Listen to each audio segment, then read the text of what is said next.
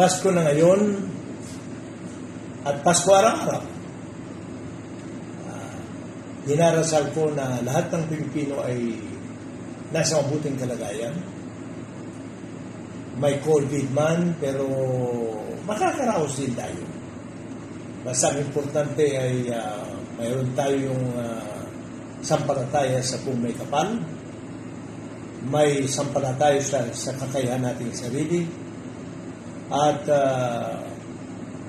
iwaksin natin ang lahat ng masasamang gawain na magpapahirap lang sa ating kalooban at kalooban ng ibang tao.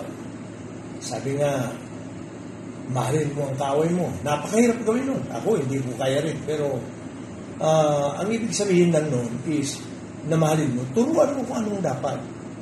Ngayon, kung hindi mo maturuan, ay, kaya nga tayo may mga batas upang sa ganun, yun ang batas ang umiral. At ang batas ay dapat nasa katarungan ang kahinatnan.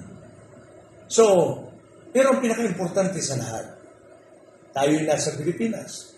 Tayo'y mga citizen ng ating bansa.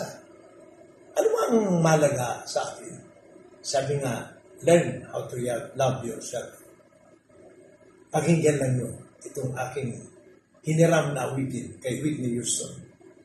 Nasa English lang ito, pero hindi ko kaya ni Tagalog. At pagkatapos, ang karugtong ng aking greeting sa inyong lahat at aking paalaala sapagat ang kasabihan na ang paalala ay gamot sa taong nakalilimot.